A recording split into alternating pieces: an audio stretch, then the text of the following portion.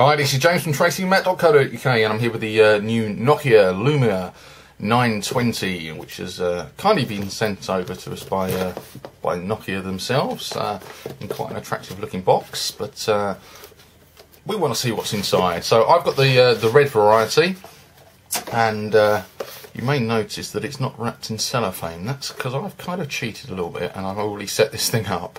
I couldn't resist, I'm very sorry. I got this yesterday and had to have a go of it. So we'll put that to one side and come back to that in just a second.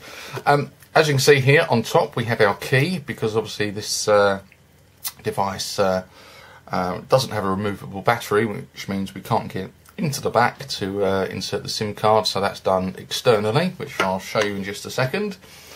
We then also get some paperwork, which is just all the standard warranty stuff and what you get with every other phone. We then get our UK 3-pin wall charger, and this is obviously the works in conjunction with the sync charge cable, which is USB to micro USB, and then we get some headphones, and these are red to match the phone.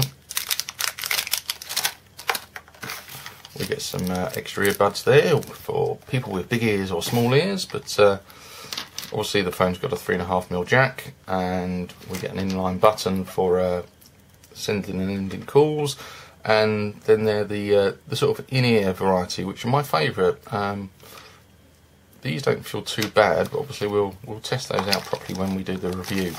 So let's move on to the actual device itself. Let me just show you where the SIM card goes, and that can be located just at the very top. So the key goes in there, and that pulls out the actual SIM tray.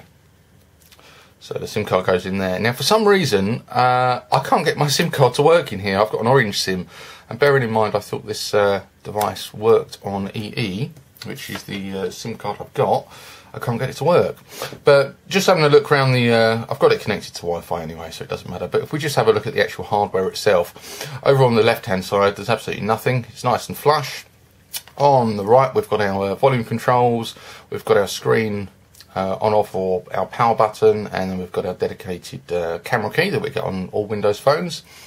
Over on the back we have our camera flash, our camera lens, obviously we've got the Carl Zeiss optics in there as well, and the nice Nokia logo, and at the front we've got our speaker grill at the top.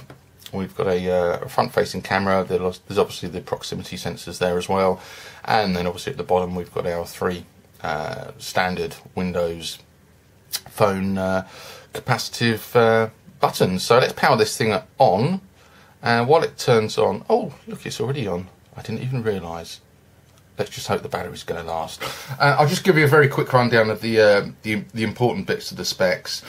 In terms of dimensions, we're looking at 130mm by 70 by 10.7, so it's not the thinnest device, and it's certainly not the lightest. It's 185 grams, so it is quite a what's the best way to describe it? It's quite a monster of a phone.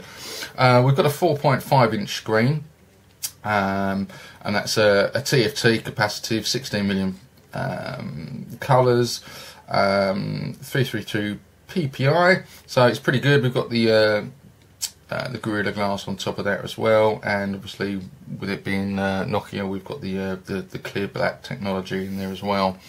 32 gigabytes of onboard storage. That's non-expandable, which is it's a shame, but in this day and age we're kind of getting used to that sort of thing.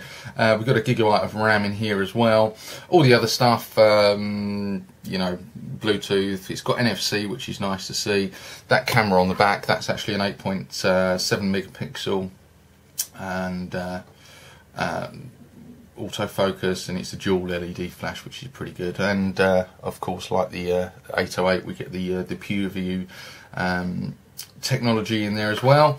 That front facing one is only a 1.3, but that will record in 720 HD, which is good enough for some. Now, as I said, I've got the red version. The phone also comes in black, grey, yellow or white. The yellow one looks absolutely fantastic. I'm a bit disappointed I didn't get that one, but not to worry. And finally, in terms of battery, we get a 2000 mAh battery, So obviously from the home screen, typical Windows Phone 8, you see your SIM card or lack of SIM card top left. We've got a Wi-Fi logo to show that we're connected, and we've got a battery icon. Flick that up, and obviously we've got Windows Phone 8, so the tiles can be resized like so. There's a nice big one there for the calendar. I don't actually use the calendar on here, so what I'm going to do is I'm actually going to get rid of it from the home screen like so. So I've sort of customised this the way that I like it. I've got the people tab at the top, so it shows you all your friends, and it integrates to, you know, some timelines from Facebook and Twitter and that sort of thing. We'll take a very quick look at the internet browser on this thing. So we better go to Tracy and Matt. And I can't spell as usual when doing it behind the camera.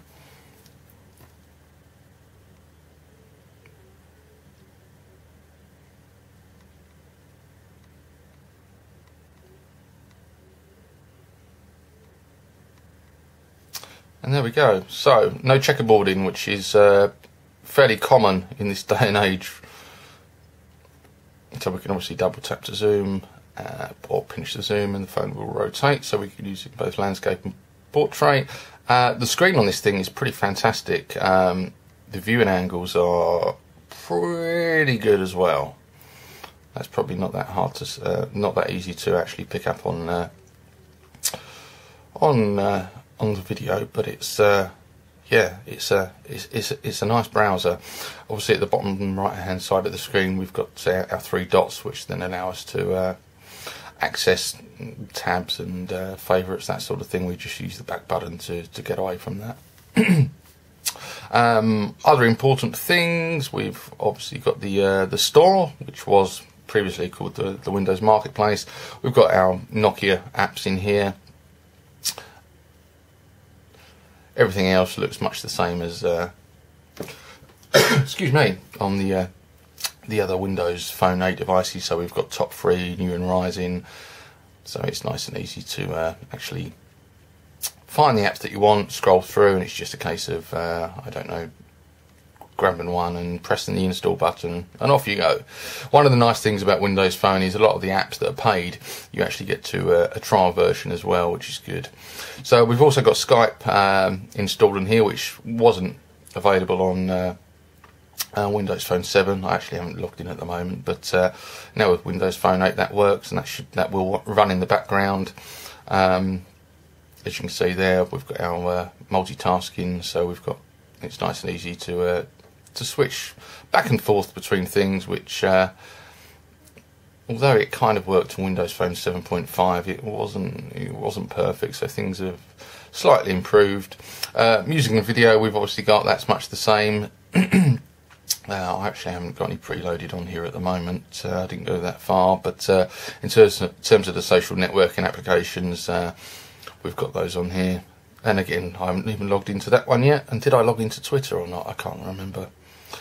No, I didn't. But as you can see, all the you know, the popular applications that you want are there. We've got a Me tab as well, so it's easy to post an update or check in and status and things like that. You can see mentions and what's new.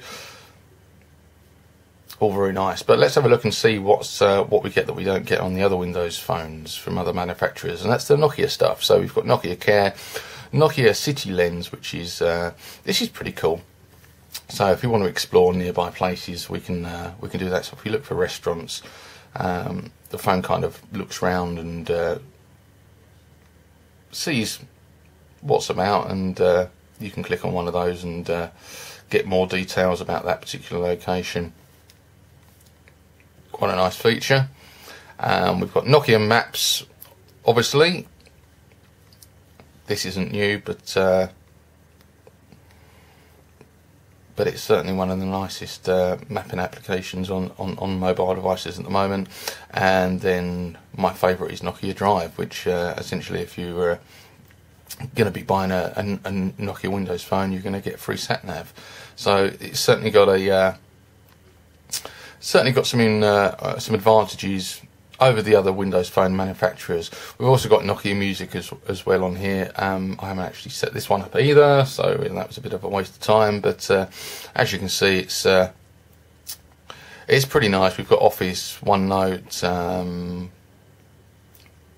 all the other types of things. Let's just have a very quick look at the camera though, because the camera on this thing is pretty special. So we just press the camera hardware key to launch it, and let's take a photo of the key. There we go. So it's nice and quick. We can have a look at those there, and there's some other ones that I took last night. Oh, there's one of me, because we've got a front-facing camera. So actually looking at the camera interface, we've got some settings there. We can also switch to video camera nice and quickly. There's the option there to switch to the front-facing camera as well. Oh, hi, how's it going? There's the flash on, off, or auto. And we've also got some Smart Shoot and Bing Vision. There are some other types of lenses that we can get for the 920. So overall, first impressions, it's a lovely phone. It's big, it's bulky. Well, I say bulky. It's not hugely bulky, but it's heavy. It's a lot heavier and thicker than the likes of the HTC ones we've seen recently. But it's an extremely nice phone. We will have a full review of this on the website in the next couple of weeks, so stay tuned for that. In the meantime, this is James signing off. I'll catch you next time.